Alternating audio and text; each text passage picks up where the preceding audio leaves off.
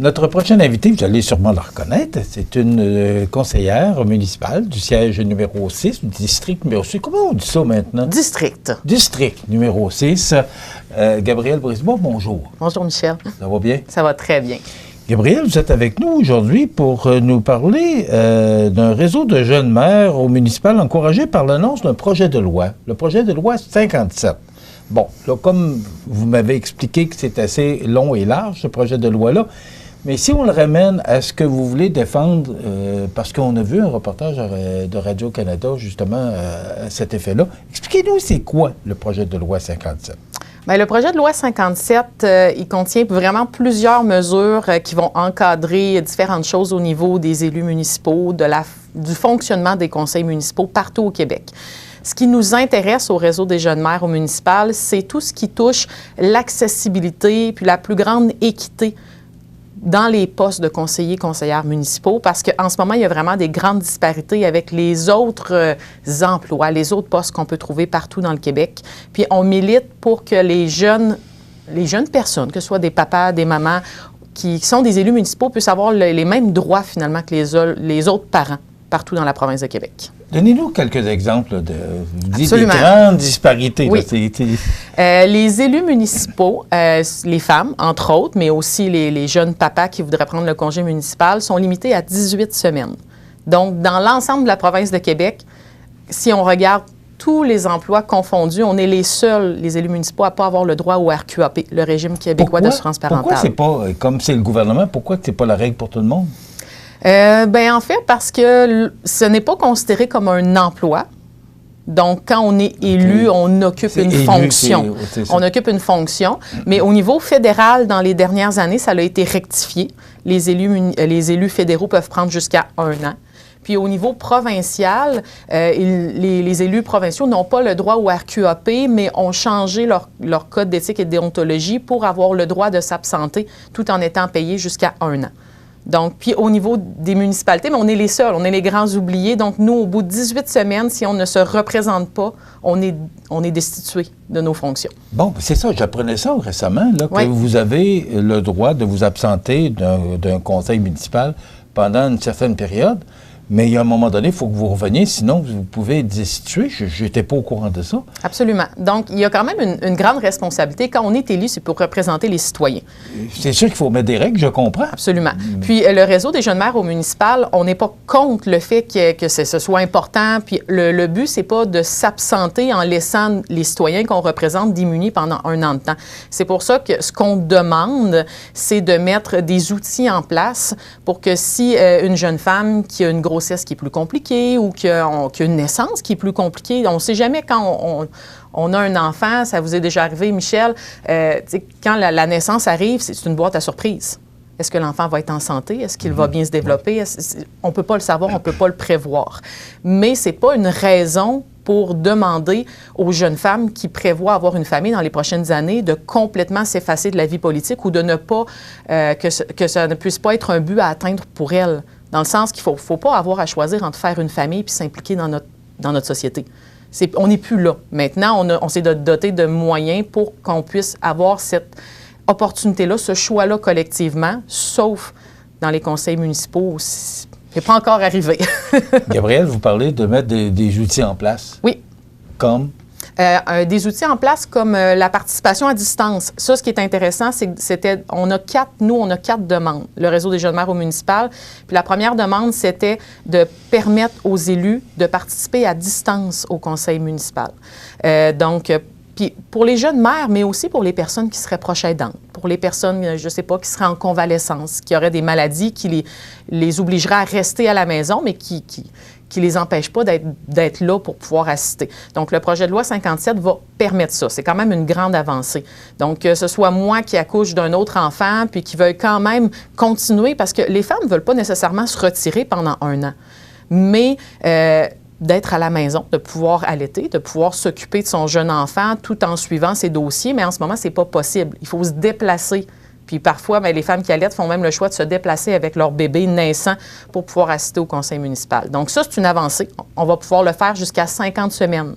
Donc, pour le même, la même déclaration d'empêchement, donc de dire, bon, bien, j'ai accouché, donc jusqu'à 50 semaines, je vais pouvoir assister à distance à un conseil municipal. Donc, on n'ouvre pas les vannes. Le projet de loi 57 ne dit pas maintenant n'importe qui peut assister à distance n'importe quand. Il faut avoir une raison. Mais la grossesse et l'accueil d'un nouvel enfant est maintenant une raison valable pour être à distance jusqu'à 50 semaines. Je vois que c'est le point majeur, mais est-ce qu'il y a d'autres raisons qui feraient que vous auriez ou vous pourriez avoir le droit de vous absenter à travers le projet de loi 57? Bien, dans le projet de loi 57, les autres raisons sont la maladie, la proche aidance, Bien là, on comprend, donc des raisons comme ça.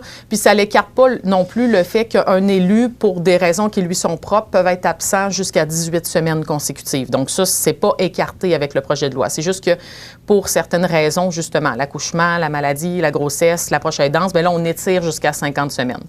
Mais pour nous, c'est une demande, mais ce n'est pas notre demande principale. Notre demande principale, c'est de pouvoir avoir certaines options dans le cas où ça irait moins bien, où la mère aurait besoin de plus de 18 semaines, où elle doit se concentrer sur sa famille.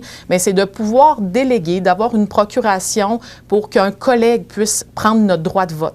Donc, que la femme puisse dire, mais je ne peux pas être présente, mais voici sur papier ce que je voudrais voter pour ces résolutions-là. Mon collègue va me représenter. C'est de pouvoir déléguer à un personnel non politique. Par exemple, une adjointe administrative, bien, les suivis de dossiers de comté. Ça se fait déjà dans les grandes villes. C'est périlleux un petit peu, ça. Parce que là, vous donnez un droit de vote. Là ça devient important. Bien, on donne un droit de vote. Je comprends d'avoir plus de semaines. Je suis pleinement d'accord avec ça. Mais de donner votre droit de vote, c'est pas périlleux? Mais on ne donne pas carte blanche, dans le sens que je ne donne pas le droit à mon collègue de voter n'importe quoi. Je lui donne le droit de me représenter sur les choix que je fais.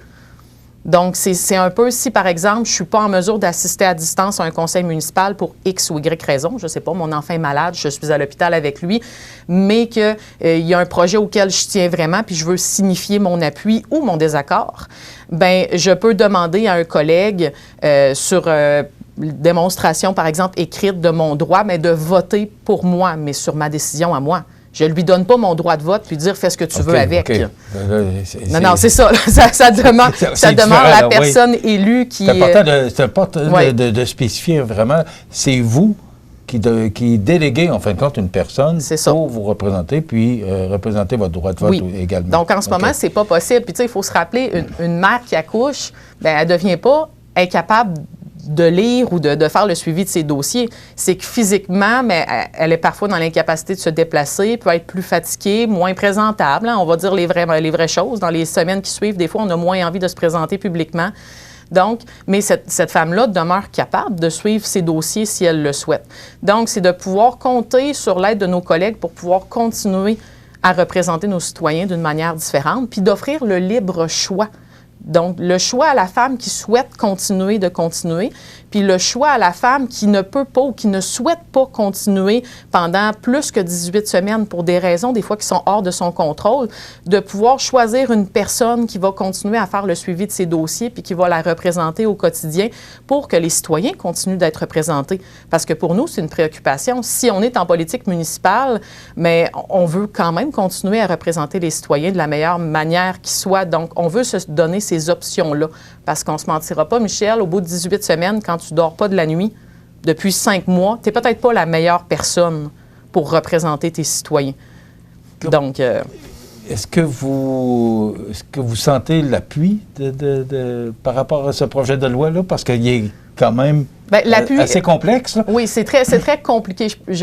On sent beaucoup, le réseau des jeunes mères, on sent vraiment un appui massif au niveau de nos demandes qui pourrait faire partie du projet de loi 57. Donc, il y en a une, la participation à distance, qui a déjà été incluse.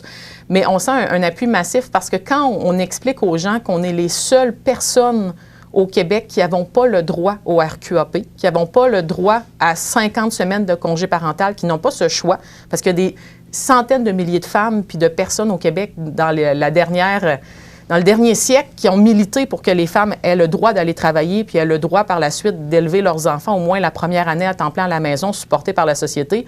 Bien, nous, on est encore dans les années 70, les élus municipaux. On n'a pas le droit.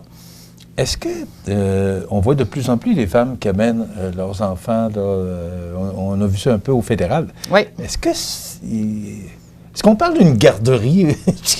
Mais en fait, est-ce qu'on est rendu là, Gabrielle, pour parce que si les deux travaillent aujourd'hui, est-ce que on pense aujourd'hui que la femme peut emmener son bébé au municipal, peu importe, provincial, fédéral? Est-ce qu'on est rendu là? Est-ce que ça va?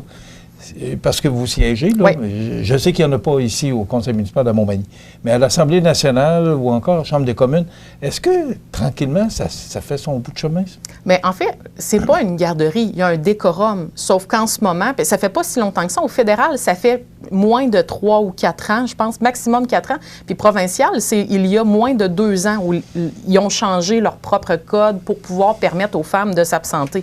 La raison pour laquelle les femmes amènent leur bébé, c'est que c'était jamais arrivé avant, mais là, parce que c'était majoritairement des hommes ou des personnes qui étaient plus âgées, qui avaient déjà eu leurs enfants, mais on a travaillé fort collectivement et socialement pour demander à des jeunes de s'impliquer dans les différents niveaux politiques. Puis les jeunes, ont aussi des familles. Donc, les femmes qui ont une grossesse, qui accouchent en cours de mandat, se sont retrouvées dans les dernières années devant la situation où, j'ai pas le choix de me présenter si je veux venir voter. Puis j'ai un bébé, puis je dois le nourrir, donc j'ai pas le choix de l'amener avec moi. C'est ça la situation. Je pense pas que c'est de gaieté de cœur qu'une femme choisit de venir s'asseoir à la Chambre des communes, à l'Assemblée nationale ou dans son conseil municipal avec un bébé naissant dans les bras. Je pense que c'est parce qu'elle souhaite représenter ses citoyens et elle n'a pas l'option présentement de pouvoir rester à la maison tout en le faisant. Donc, en quelques secondes, Gabrielle, est-ce que ça peut emmener plus de femmes à se présenter en politique? Je suis convaincue. Je suis convaincue parce qu'en ce moment, on leur demande de faire le choix entre leur famille puis leur implication politique. On va suivre ça de très près. Ça pourrait être voté quand? Le projet de loi 57, on espère le voir voter avant la fin de la session parlementaire. Donc, ça devrait aller assez vite. Puis on est juin? Oui. Ah, ouais. C'est l'espoir que la ministre a. Puis nous, on est en rédaction d'un mémoire, le réseau des jeunes maires au municipal, pour faire valoir nos points pour les commissions parlementaires. Faites-nous le suivi. Absolument. Ça nous intéresse. Oui. Merci beaucoup, Gabrielle Brisebois, qui est conseillère municipale pour Montmagny. Voilà, c'est très intéressant. Suivre le projet de loi 57, on va suivre ça avec intérêt. Merci, Gabrielle.